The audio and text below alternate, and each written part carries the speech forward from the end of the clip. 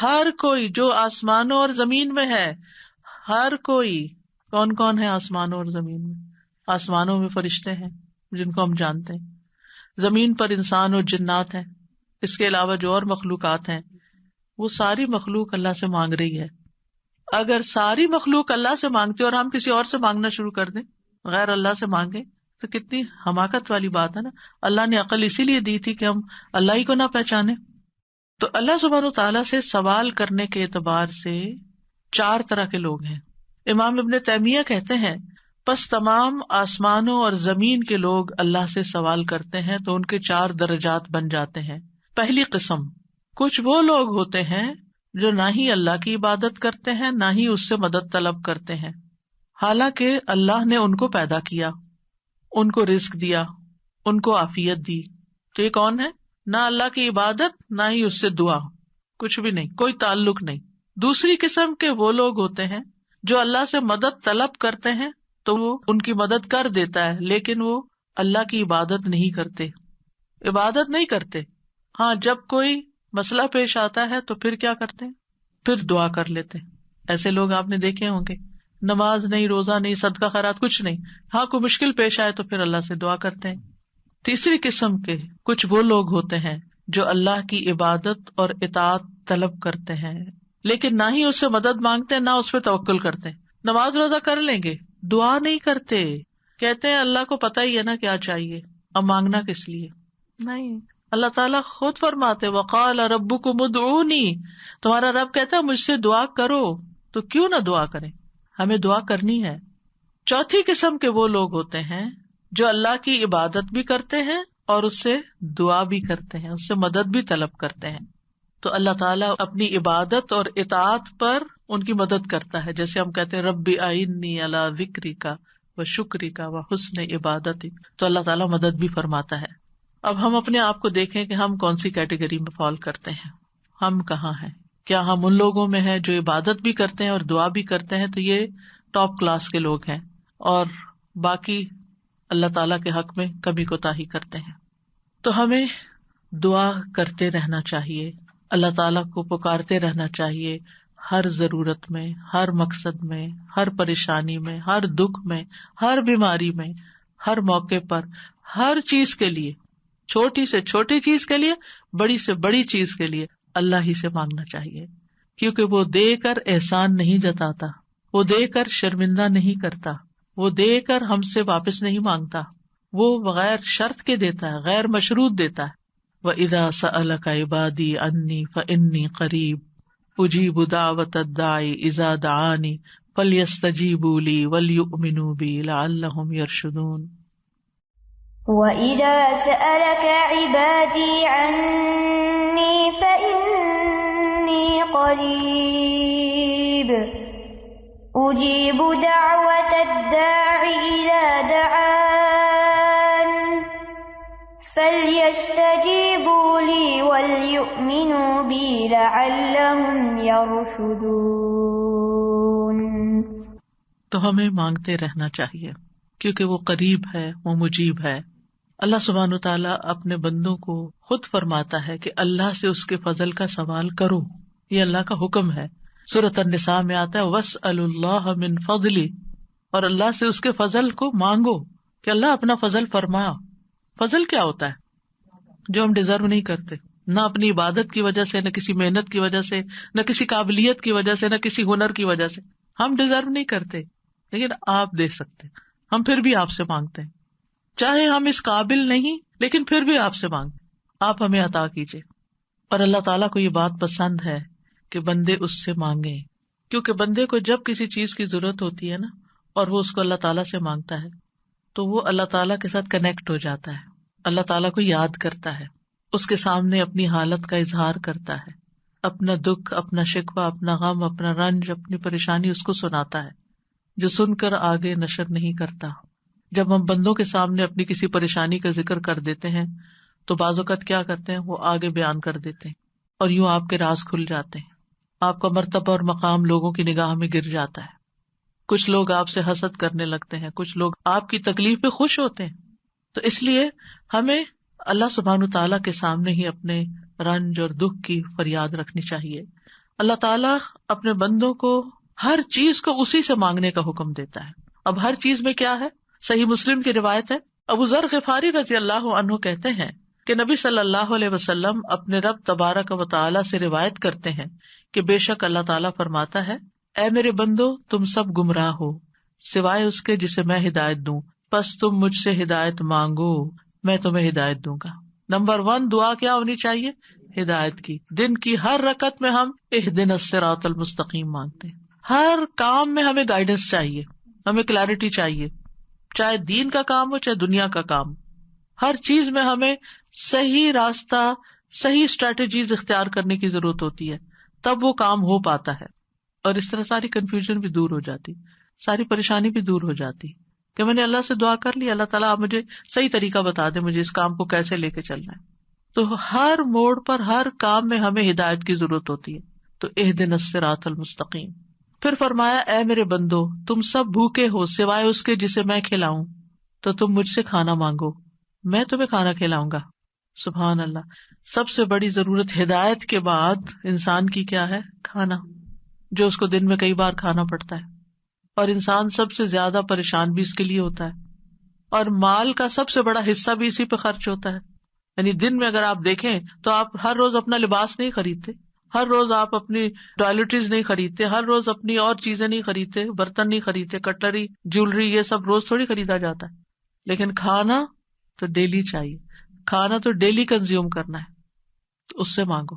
اور خاص طور پر اگر کچھ خاص کھانے کو دل چاہتا ہے وہ بھی اس سے مانگو. نیوٹریشیس چاہیے، ہولسم چاہیے، صحت مند چاہیے، کیونکہ ساری بیماریاں ہی کھانے سے پیدا ہوتی ہیں. یعنی کھانا مانگو صرف یہ نہیں کہ ہے نہیں، بلکہ اچھا کھانا مانگو تو اللہ تعالیٰ کھلائے گا. اے میرے بندو تم سب برہنہ ہو سوائے اس کے جسے میں لباس پہناؤں، تو تم مجھ سے لباس مانگو میں تمہیں لباس پہناؤں گا. بعض اوقات انسان کو کوئی خاص چیز پہننے کو دل چاہتا ہے، مانگے اللہ سے، اللہ دے گا. اے میرے بندو تم سب دن رات گناہ کرتے ہو اور میں سارے گناہوں کو بخش دیتا ہوں، تم مجھ سے بخشش مانگو میں تمہیں بخش دوں گا. کیوں اپنے اوپر بوجھ لیے پھرتے ہو؟ کتنے گناہ کر لیے، بہت لیٹ کر دیا، پتہ نہیں اب میری معافی ہوگی یا نہیں، اب میں کیا کروں؟ وہ معاف کر دے گا، مانگ کر تو دیکھو. اے میرے بندو اگر تمہارے اولین و آخرین اور جن و انس ایک صاف چٹیل میدان میں کھڑے ہو کر مجھ سے مانگنے لگے اور میں ہر ایک کو جو مجھ سے مانگ رہا ہے وہ سب کچھ دے دوں جو وہ مانگ رہا ہے، تو میرے خزانوں میں کوئی کمی نہیں ہوگی مگر جتنی سمندر میں سوئی ڈال کر نکالنے سے کمی آتی، کچھ کمی نہیں. مانگو، اس کا تو کچھ نہیں بگڑتا، اس کا تو کچھ کم نہیں ہوتا. نبی صلی اللہ علیہ وسلم نے بھی اللہ سے مانگنے کا حکم دیا ہے. عبداللہ بن عباس کہتے ہیں ایک دن وہ رسول اللہ صلی اللہ علیہ وسلم کے پیچھے سوار تھے تو رسول اللہ صلی اللہ علیہ وسلم نے ان سے فرمایا، اے لڑکے میں تجھے چند کلمات سکھا رہا ہوں، احفظ اللہ یحفظک، تم اللہ کے احکام کی حفاظت کرو اللہ تمہاری حفاظت کرے گا.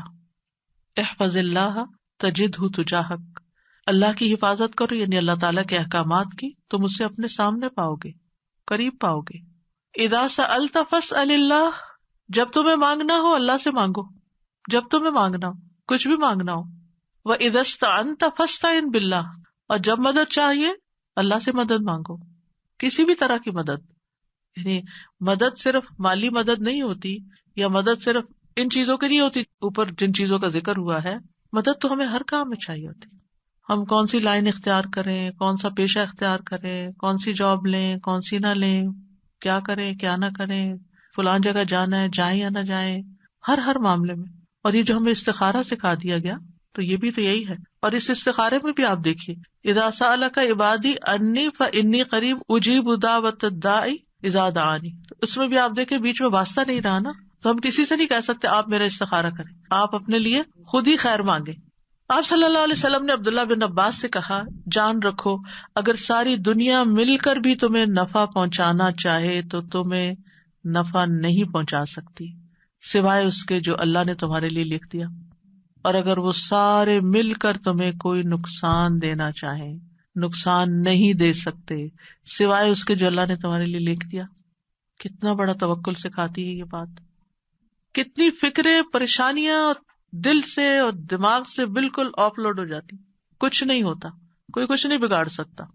ہم ڈرتے رہتے ہیں نا، کبھی فیوچر سے ڈرتے ہیں، کبھی لوگوں سے ڈرتے ہیں، کبھی کسی بیماری سے ڈرتے ہیں، کبھی بھوک فقر و فاقہ سے ڈرتے ہیں، کبھی اپنے اولاد کے بارے میں ڈر رہے ہوتے ہیں، فکر کر رہے ہوتے ہیں ان کا کیا بنے گا، ان کے ایمان کا کیا ہوگا، ان کے کھانے پینے کا کیا ہوگا، ان کے رہنے کا کیا، یہی فکریں تو ہیں ہماری جن میں ہم ڈوبے رہتے ہیں. اللہ نے ہمیں صرف ان فکروں کے لیے تھوڑی بھیجا ہے، ہمیں تو اللہ نے اپنی عبادت کے لیے بھیجا تھا. اللہ نے ہمیں بڑے کام کرنے کے لیے بھیجا، ہم نے اپنے آپ کو چھوٹی چھوٹی چیزوں میں الجھا کر بیمار کر لیا اور انہی کے اندر ہی گھومتے رہے اور انہی کی فکر کرتے رہے اور انہی کے بوجھ تلے دبے رہے. جبکہ ہمیں تو کنتم خیر امۃ اخرجت للناس، تم بہترین امت ہو، تمہیں تو انسانیت کے لیے پیدا کیا گیا تھا، تمہیں تو اوروں کے لیے پیدا کیا گیا تھا کہ تم خود بھی ہدایت پر اور انہیں بھی اللہ کی طرف بلاؤ. اور تم صرف اپنی ہی ذات میں کھو گئے اور صرف اپنے ہی غم لے کر بیٹھ گئے اور صرف اپنی ہی پریشانیوں میں دن رات رہے. ان سب چیزوں کو تو اللہ کے حوالے کرنے کی ضرورت ہے، وہ ٹیک کیئر کرے گا. ان تنصروا اللہ ینصرکم، اگر تم اللہ کی مدد کرو گے اللہ تمہاری مدد کرے گا، اور وہ ضرور کرے گا. تم اوروں کی فکر کرو اللہ تمہاری کرے گا. تو اس لیے ہمارے کرنے کا کام کیا، احفظ اللہ یحفظک، حفاظت چاہیے، تم اللہ تعالیٰ کے احکامات کی حفاظت کرو، جو تمہیں کہا جا رہا ہے وہ پابندی سے کرو، باقی کام اللہ کا ہے. اور پھر احفظ اللہ تجدہ تجاہک، جب تم اللہ کے بن جاؤ گے نا تو پھر اللہ کو بہت قریب پاؤ گے. پھر آپ دیکھیے کہ اللہ کے نزدیک دعا سے زیادہ کوئی چیز معزز نہیں. دعا انسان کو عزت دیتی ہے. جب انسان بندوں کے آگے ہاتھ پھیلاتا ہے تو ذلیل ہوتا ہے، اور جب اللہ سے مانگتا ہے 2 ہاتھ اٹھا کے، بندوں کے سامنے تو ہم 1 ہاتھ پھیلاتے ہیں اور اللہ کے سامنے 2 ہاتھ پھیلاتے ہیں. اور جب انسان اللہ سے مانگتا ہے تو اللہ اس بندے سے محبت کرتا ہے اور اس بندے کو دیتا ہے، نوازتا ہے اور عزت دیتا ہے، اپنی جناب سے دیتا ہے. اور جب بندوں سے مانگتے ہیں تو وہ کبھی دیتے ہیں کبھی نہیں دیتے، اور کبھی دے کے اذیت بھی دیتے ہیں، اور پھر احسان جتاتے ہیں، دکھ دیتے ہیں، ذلیل کرتے ہیں، بعض اوقات آپ کی انا کو مجروح کر دیتے ہیں، آپ کی عزت کو مجروح کر دیتے ہیں، آپ کو بعض اوقات بدنام کر دیتے ہیں. تو اللہ کے نزدیک دعا سے زیادہ کوئی چیز معزز نہیں. لیس شیء اکرم علی اللہ من الدعاء. پھر یہ کہ اللہ تعالیٰ دعائیں سنتا ہے. وَلَقَدْ نَادَانَا نُوحٌ فَلَنِعْمَ الْمُجِيبُونَ. یقیناً نوح نے ہمیں پکارا تو ہم بہت اچھے قبول کرنے والے ہیں. ہم نے ان کی سنی، ہمیں کیوں بتایا جا رہا ہے؟ تاکہ تم بھی پکارو، تمہاری بھی سنی جائے گی. ابراہیم علیہ السلام نے کیا کہا تھا، ان ربی لسمیع الدعاء، میرا رب تو یقیناً دعا سننے والا ہے، وہ تو ضرور سنتا ہے. اور پھر خاص طور پر جو مضطر ہو، بے چین ہو، بے قرار ہو، لاچار ہو، امن یجیب المضطر اذا دعاہ ویکشف السوء. یہ لاچار کون ہوتا ہے؟ ابن عباس کہتے ہیں اس سے مراد وہ شخص ہے جس کی ایسی ضرورت ہو جو اس کو مشقت میں ڈال دے، یعنی مصیبت میں پڑ جائے انسان، چاہے اندر قلبی روحانی طور پر، چاہے مالی طور پر، چاہے صحت، یعنی کسی بھی اعتبار سے جو چیز اس کو مشکل میں ڈال دے، مشقت میں. یہ لاچاری ہوتی ہے، کہتے ہیں ڈپینڈنسی جیسے ہو جاتی ہے دوسروں پر. سدی کہتے ہیں کہ اس سے مراد وہ شخص ہے جس کے پاس کوئی ہیلا چارہ قوت باقی نہ رہے، یعنی دنیا میں اس کا کوئی وسیلہ سبب نہیں رہا، تنہا رہ گیا، وہ سنتا ہے. ذنون کہتے ہیں اس سے مراد وہ شخص ہے جو اپنے تعلقات کو اللہ کے سوا سب سے کاٹ دے، بس اللہ ہی ہے میرا. ابو جعفر کہتے ہیں کہ اس سے مراد مفلس شخص ہے جس کے پاس کچھ نہیں. سہل بن عبداللہ کہتے ہیں اس سے مراد وہ شخص ہے جو اپنے ہاتھ دعا مانگتے ہوئے اللہ کی طرف بلند کرتا ہے، اوپر اٹھاتا ہے، حالانکہ اس کے پاس اطاعت کا کوئی نیکی کا کام نہیں ہوتا جس کو وہ وسیلہ بنا سکے. لاچار. اب ہر جگہ سے مایوسی ہو گئی، اب ایک ہی راستہ ہے، اور وہ راستہ شیطان کہتا ہے تم تو اتنے نافرمانو، تمہاری نہیں سنی جائے گی. نہیں، وہ پھر بھی سنتا ہے. امن یجیب المضطر. اصل میں بندے تو ہم اللہ ہی کے ہیں نا، چاہے ہم اللہ کو اپنا بنائیں یا نہ بنائیں، ہیں تو اسی کے، جانا تو اسی کی طرف ہے، دنیا میں بھی اسی کی طرف جانے کی ضرورت پیش آتی ہے. اور پھر آپ دیکھیے کہ اللہ تعالیٰ کا قبولیت کا وعدہ بھی ہے اور وہ بندوں کی حاجات پوری کرتا ہے. اللہ تعالیٰ خود پکارتے ہیں جب رات کا 1/3 حصہ بچتا ہے، آسمان دنیا پہ نزول فرما کے اللہ تعالیٰ فرماتے ہیں کون ہے جو مجھ سے دعا کرے تو میں اس کی دعا قبول کروں، کون ہے جو مجھ سے بخشش طلب کرے تو میں اسے بخش دوں، کون ہے جو مجھ سے رزق مانگے تو میں اس کو رزق عطا کروں، کون ہے جو تکلیف دور کرنے کی درخواست کرے تو میں اس کی تکلیف دور کروں. اور یہ اعلان فجر کے طلوع ہونے تک ہوتا رہتا ہے. تو اللہ تعالیٰ پکار رہے ہیں کہ مانگو مجھ سے. اب دیکھیے اگر کبھی آپ کے پیرنٹس میں سے کوئی یا کوئی بڑا یا اگر آپ سے کہے کہ اچھا مانگو، کیا مانگتے ہو، فرمائش کرو، کیا کرتے ہیں ہم، ہمارا حال کیا ہوتا ہے؟ بہت خوش ہو جاتے ہیں، اتنی بڑی آفر آ گئی ہے، کرو فرمائش. کیا چاہیے، جیولری چاہیے، کپڑے چاہیے، جو چاہیے مانگو. تو ہمارا خوشی سے ایسا حال ہوگا کہ ہمیں یہ بھی یاد نہیں رہے گا کہ اب مانگنا کیا ہے آپ نے.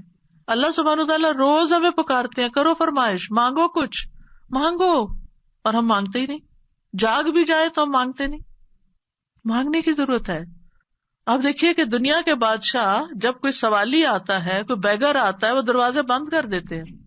جو انسان 2 سے 3 دفعہ آپ سے کچھ مانگ چکا ہو، جب آپ اس کو دیکھتے ہیں تو وہ موڑ کے چل دیتے ہیں، یہ پھر آ گیا ہے، پھر کچھ مانگے گا. کیا اللہ تعالیٰ بھی ایسے کرتا ہے؟ 100 بار آئے آپ اس کے پاس، 100 بار عطا کرے گا. وہ اپنا دروازہ بند نہیں کرتا، وہ اپنی دولت نہیں چھپاتا. وہ تمہارے لیے ہر روز رات کو دروازہ کھولتا ہے، آ جاؤ تم میری طرف، مانگو مجھ سے. امام ابن قیم کہتے ہیں اللہ جس کے ساتھ خیر کا ارادہ کرتا ہے اس کے لیے ذلت کا، عاجزی کا، اللہ کی بارگاہ میں پناہ پکڑنے اور محتاجی ظاہر کرنے کا دروازہ کھول دیتا ہے. یعنی اس کو دعا مانگنا آ جاتا ہے. اور جس کو دعا کی توفیق مل گئی اس کو ہر خیر مل گئی. تو اصل چیز یہ ہے کہ دعا کی توفیق ہو جائے، دعا مانگنا شروع کر دیں. آپ دیکھیں کہ اس نیت سے بھی یہ پروگرام رکھا گیا تھا کہ ہم روز دعا کے بارے میں کچھ سنیں، پھر دعا کے مطلب کو سمجھیں، دعا دعا دعا کرتے رہے تاکہ ہمیں دعا مانگنا آ جائے. یعنی اس کا ہول سول گول ہے اس پروگرام کا وہ یہ کہ ہمیں دعائیں مانگنا آ جائے، ہم دعاؤں کے شوقین ہو جائیں، دعا مانگنے سے محبت کرنے لگے، دعاؤں کے اوپر یقین کرنے لگے کہ اللہ تعالیٰ سنتا اور ضرور سنے گا، اور ہمارے سارے بوجھ اتر جائیں اور ہم سارے اپنے معاملات اپنے رب کے سپرد کر دیں، اور ہم دنیا میں بھی ایک اچھی زندگی بسر کریں اور آخرت میں بھی. امام ابن تیمیہ کہتے ہیں جب اللہ کسی بندے کے ساتھ خیر کا ارادہ کرتا ہے تو اس کے دل میں دعا مانگنے اور اس سے مدد طلب کرنے کا الہام کر دیتا ہے کہ اللہ سے مانگو، اس کے دل میں ڈال دیتا ہے، اور اللہ اس کے مدد طلب کرنے اور اس کے دعا مانگنے کو اس کے لیے خیر کا ذریعہ بنا دیتے ہیں جس کے لیے اس نے مدد طلب کی ہوتی ہے، یعنی اس کا رستہ نکل آتا ہے. تو دعا مانگنے کے فائدے کیا ہیں؟ دعا ہر حال میں انسان کو فائدہ دیتی ہے. نمبر 1، دعا مانگ رہے ہوتے تو آپ عبادت کر رہے ہوتے ہیں، یہ اجر الگ لکھا جاتا ہے. اللہ تعالیٰ کی پسند کا کام کر رہے ہوتے ہیں، اللہ تعالیٰ سے کنیکٹڈ ہوتے ہیں، اور پھر یا تو دعا فوراً قبول ہو جاتی ہے، جو مانگا وہ اسی وقت مل جاتا ہے، یا پھر یہ کہ کوئی ایسی مصیبت ٹل جاتی ہے جو آنے والی تھی اور آپ کی اس دعا کی وجہ سے وہ مصیبت چلی گئی. رسول اللہ صلی اللہ علیہ وسلم نے فرمایا دعا فائدہ دیتی ہے اس کے بارے میں بھی جو کچھ نازل ہو چکا ہے اور اس کے بارے میں بھی جو نہیں اترا. بس اللہ کے بندو تم پر دعا کرنا لازم ہے، یعنی جو مصیبتیں آ گئی ہیں ان کو بھی دور کرے گی دعا، اور جو ابھی نہیں آئی اتر رہی ہیں ان کو بھی دور کر دے گی، آنے والی مشکلات کو بھی ہٹا دے گی. پھر یہ کہ اللہ تعالیٰ اپنے مانگنے والوں کو خالی ہاتھ نہیں لوٹاتا. حدیث میں آتا ہے بے شک اللہ عز و جل کو اس بات سے حیا آتی ہے کہ اس کا کوئی بندہ اس کے سامنے ہاتھ پھیلا کر کسی خیر کا سوال کرے اور وہ انہیں خالی لوٹا دے، کہ کچھ بھی نہ ڈالے اس میں. ایسا نہیں ہوتا. انس رضی اللہ عنہ کہتے ہیں رسول اللہ صلی اللہ علیہ وسلم نے فرمایا بے شک اللہ بڑا رحیم ہے، بڑے کرم والا ہے. اس کو اس بات سے شرم آتی ہے کہ اس کا کوئی بندہ اس کے آگے اپنے دونوں ہاتھ پھیلائے اور وہ ان دونوں میں کوئی خیر نہ ڈالے. وہ ایسا نہیں کرتا. جو مسلمان بھی اپنی حاجت اللہ کے آگے رکھ دیتا ہے اللہ تعالیٰ اسے ضرور نوازتا ہے، ضرور دیتا ہے. رسول اللہ صلی اللہ علیہ وسلم نے فرمایا جو مسلمان اپنا چہرہ اللہ کے سامنے گاڑ کر، یعنی پورے فوکسڈ طریقے سے توجہ کے ساتھ کسی چیز کا سوال کرتا ہے وہ اس کو وہ چیز ضرور عطا کرتا ہے، خواہ جلدی عطا کرے یا ذخیرہ کر کے رکھ لے اس کے لیے اگلی دنیا میں عطا کرے، لیکن ملتا ضرور ہے. اور پھر آپ دیکھیے اس آیت میں اللہ تعالیٰ نے کوئی شرط نہیں رکھی، یعنی جو مانگو گے میں دوں گا، یعنی کہا تم یہ کر کے آنا پھر میں دوں گا. بعد میں کہا کہ ٹھیک ہے تم بھی میری بات مانا کرو، ریکمینڈیڈ ہے یہ بات، لیکن شرط نہیں ہے کہ تم نے مانی تو پھر ہی میں بھی تمہاری مانوں گا. اور پھر آپ دیکھیے کہ یہ ہمارا فرض بنتا ہے کہ ہم اپنی دعاؤں میں اخلاص پیدا کریں، ورنہ اللہ تعالیٰ تو ہر ایک کو نیک بد گناہگار حتیٰ کہ ابلیس کی بھی دعا قبول کر لیتا ہے. دعا کے سبب تقدیر بدل جاتی ہے.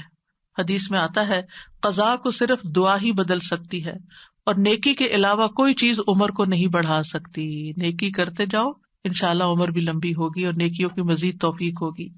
دعا کی وجہ سے آزمائشیں ٹل جاتی ہیں.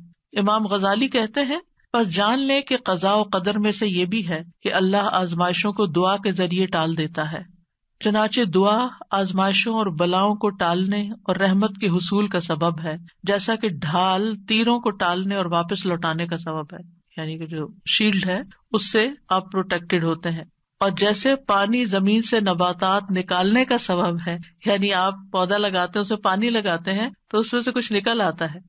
جن لوگوں کے گارڈنز ہیں وہ تو یہ تجربہ کرتے ہی ہوں گے کہ جب سمر آتی ہے اور وہ ڈالتے ہیں کچھ تو پھر اس میں سے ننھی منی کونپلیں نکلتی ہیں. لیکن اگر نہیں تو میں آپ سب کو ریکمینڈ کروں گی کہ اللہ الخالق کی تخلیق کو دیکھنے کے لیے گھر میں ہی کوئی مٹی کا پاٹ رکھ لیجئے اور اس میں کوئی بیج ڈال دیجئے اور ان بیجوں کے پھوٹنے اور چھوٹی چھوٹی کونپلیں نکلنے کے عمل کو دیکھیے. آپ کو اللہ پہ اتنا پیار آئے گا، اتنی محبت آئے گی. یہ اللہ کی تخلیق کی نشانیاں ہیں نا، اور اس سے اللہ کی پہچان ہوتی ہے، انسان اللہ کے قریب ہوتا ہے، اللہ کی قدرت نظر آتی.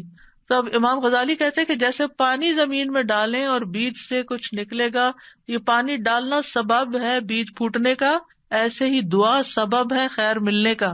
مانگو تاکہ تمہیں ملے. بہت کچھ تو وہ ہمیں بن مانگے بھی دے رہا ہے، ہم نے وہ مانگا بھی نہیں ہوتا جو کچھ وہ ہمیں دیتا ہے، لیکن اس سے زیادہ اگر تم مانگو گے تو پھر والا وہ کیوں نہیں دے گا. اور پھر وہ کہتے ہیں کہ جیسے ڈھال تیر کو لوٹاتی ہے اور دونوں ایک دوسرے کی مدافعت کرتے ہیں، اسی طرح دعا اور آزمائش آپس میں زور آزمائی کرتے ہیں. آزمائش اوپر سے اتر رہی ہوتی ہے اور دعا نیچے سے چڑھتی ہے اور بیچ میں جا کے وہ ان کی لڑائی ہوتی ہے. دعا کہتی ہے واپس چلو، اس بندے پہ نہیں آنا. تو اس لیے بہت ضروری ہے کہ ہم اللہ تعالیٰ سے مانگتے رہیں. اور آپ دیکھیں کتنی دعائیں ایسی ہیں جنہوں نے تاریخ کا رخ پھیر دیا، شر سے خیر کی طرف، بہتر سے بہترین کی طرف. ابراہیم علیہ السلام کی دعا کی مثال، انہوں نے مانگا تھا ربنا وابعث فیہم رسولا منہم یتلو علیہم آیاتک ویعلمہم الکتاب والحکمت ویزکیہم انک انت العزیز الحکیم. 2500 سال بعد دعا قبول ہوئی. محمد الرسول اللہ صلی اللہ علیہ وسلم دنیا میں تشریف لائے اور انسانی تاریخ کا دھارا بدل گیا. ابو امامہ کہتے ہیں میں نے کہا اللہ کے رسول صلی اللہ علیہ وسلم آپ کے اس کام کی ابتدا کیسے ہوئی، یعنی آپ نے یہ جو سب کچھ کیا ہے بگننگ کہاں سے تھی؟ کہا میرے باپ ابراہیم علیہ السلام کی دعا سے. آپ بھی اپنے بچوں کے لیے، نسلوں کے لیے، اپنے شاگردوں کے لیے دعائیں کیا کریں. معلوم نہیں ان میں سے کون آپ کی دعا کی وجہ سے کوئی ایسا خیر کا کام کر جائے جو آپ کے لیے بہترین صدقہ جاریہ بن جائے. تو دوسروں کے لیے دعائیں کرنے میں بخل سے کبھی کام نہ لیں. بعض اوقات کچھ کام ہم خود نہیں کر پاتے، نہ اس کے قابل ہوتے، نہ ہماری اتنی زندگی ہے، نہ اتنی سخت ہمت اور صلاحیت، لیکن ہم جب دوسروں کے لیے وہی دعائیں کرتے ہیں تو اللہ سبحانہ وتعالیٰ ان کے ذریعے وہ سارا ثواب اور خیر ہم تک واپس پہنچا دیتا ہے. ہم سب لوگ، انسان، باقی مخلوقات بھی نبی صلی اللہ علیہ وسلم کی آمد کی وجہ سے رحمت پاتے ہیں، آپ رحمت للعالمین ہیں، اور اس دعا کی وجہ سے دائمی خیر اور بھلائی پا رہے ہیں. پھر نوح علیہ السلام کی دعا. نوح علیہ السلام بہت مظلوم تھے، ان کی قوم دعوت دینے کی وجہ سے ان کو مارتی پیٹتی بھی تھی، پھر انہوں نے جب دعا کی تو وہ ان کی نجات کا ذریعہ بنی. عیسیٰ علیہ السلام کی دعا جو آخری زمانے میں ہوگی، جب طور میں آخری زمانے میں ایمان والے ان کے ساتھ محصور کر دیے جائیں گے تو ان کی دعا کی وجہ سے مسلمانوں کے لیے فتح ہوگی، یاجوج ماجوج کی تباہی ہوگی. ابن قیم کہتے ہیں مصیبت کو ٹالنے میں اور اپنا مقصد حاصل کرنے میں دعا قوی ترین اسباب میں سے ایک سبب ہے. یہ تمام دوائیوں سے زیادہ مفید ہے. دعا ساری دوائیوں سے زیادہ مفید ہے. یہ آزمائشوں کی دشمن ہے. دعا آزمائشوں کی دشمن ہے. یہ آزمائشوں کو دور دھکیلتی ہے، ان سے زور آزمائی کرتی ہے، ان کو واقع ہونے سے روکتی ہے، جو واقع ہو چکی ہوں ان کو ختم کرتی ہے، ان کو ہلکا کر دیتی ہے، اور یہ مومن کا ہتھیار ہے. یعنی اگر دعا آزمائش سے زیادہ طاقتور ہو تو آزمائش ختم ہو جاتی ہے. یعنی بعض اوقات ہم کہتے ہیں آزمائش نہیں ختم ہو رہی کیونکہ ہماری دعا ابھی کمزور ہے، اس کو اور اسٹرانگ کریں. اگر آزمائش سے کمزور ہو تو آزمائش کبھی ہو جاتی ہے، اور وہ دونوں ایک دوسرے کا مقابلہ بھی کرتی ہیں، ایک دوسرے کے ساتھ جھگڑا کرتی ہیں. پھر یہ ہے کہ دعا ساری خیر اور بھلائی لے آتی ہے، جامع الخیر ہے. دعاؤں کے سبب بیماریاں دور ہوتی ہیں. امام ابن تیمیہ کہتے ہیں بہت سے مریض ایسے ہیں جو بغیر دوا کے صرف دعا کی وجہ سے یا دم یا دل کی مضبوطی کے ساتھ اور اچھے توکل کے ساتھ شفا پا لیتے ہیں، دوا کے بغیر ہی ٹھیک ہو جاتے ہیں. دعا سے ہم و غم دور ہوتا ہے، ڈپریشن دور ہوتا ہے، اور خاص طور پر وہ جو غم کی دعا ہے نا وہ پڑھنی چاہیے. اللہم انی اعوذ بک من الہم والحزن. پریشانیاں دور ہوتی ہیں. انسان کو دعا کی وجہ سے وہاں سے رزق ملتا ہے جہاں سے انسان سوچ بھی نہیں سکتا، اس کا گمان بھی نہیں ہوتا. اللہ تعالیٰ کی ناراضگی دور ہوتی ہے، اور جو آدمی اللہ سے نہیں مانگتا اللہ اس سے ناراض ہوتا ہے. دعا سے بندے کو غیر اللہ کی محبت اور غلامی سے آزادی ملتی ہے، اللہ تعالیٰ کا قرب ملتا ہے، اور انسان کو مناجات کی لذت ملتی ہے. جب انسان اپنے رب سے باتیں کرتا ہے نا تو اس کی ایک اور ہی خوشی ہوتی ہے، اور انسان کو پھر وہ چیز ملنے سے زیادہ وہ دعا کرنے میں اور سرگوشیاں کرنے میں اور اللہ سے باتیں کرنے میں مزہ آنے لگتا ہے، گویا اس کو سب کچھ مل گیا. سلف صالحین اس بات کو بہت پسند کرتے تھے. ان میں سے ایک کہتے ہیں مجھے اللہ کی بارگاہ میں حاجت ہوتی ہے تو میں اس سے وہ حاجت مانگتا ہوں تو اللہ میرے لیے اپنے ساتھ مناجات کرنے، اپنی معرفت اور اپنے لیے عاجزی کرنے اور اس کے سامنے خوشامد کا دروازہ کھول دیتا ہے. تو ان چیزوں کے ہوتے ہوئے میں یہ پسند کرنے لگتا ہوں کہ اللہ تعالیٰ میری دعا پوری کرنے کو ڈیلے کر دے، مؤخر کر دے، تاکہ میں یہ دعا کرنے کا لطف اٹھاتا رہوں.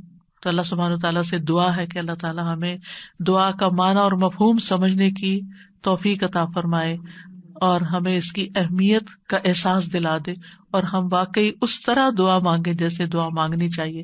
اللہ تعالیٰ ہمیں آئندہ رمضان میں اور اس کے علاوہ بھی اس دعا کی عبادت سے فائدہ اٹھانے کی توفیق دے کہ ہم اپنے رب کے بن جائیں اور ہمارا رب ہم پر رحم فرما دے.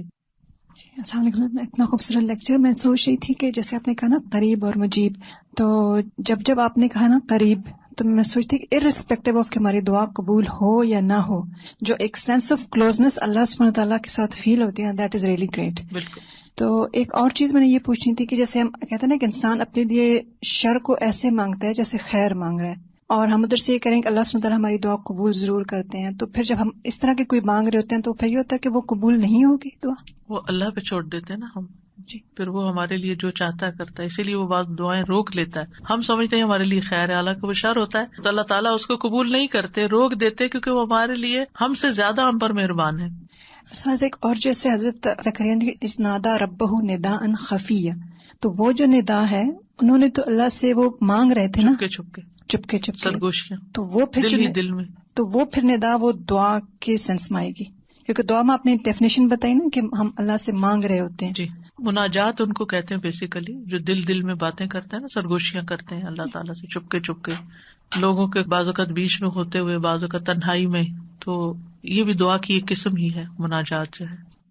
استاذہ آج کا لیکچر ایسا تھا جیسے ذہن سازی ہو گئی ہے دعا کے لیے، ہم تیار ہو گئے ہیں رمضان کے لیے، کیونکہ ہر انسان کے ساتھ جیسے شیطان اور نفس لگا ہوتا ہے، تو ایسا لگ رہا ہے سارے بادل چھٹ گئے ہیں اور ہمارا جو ہے وہ ذہن تیار ہو گیا ہے دعا کے لیے.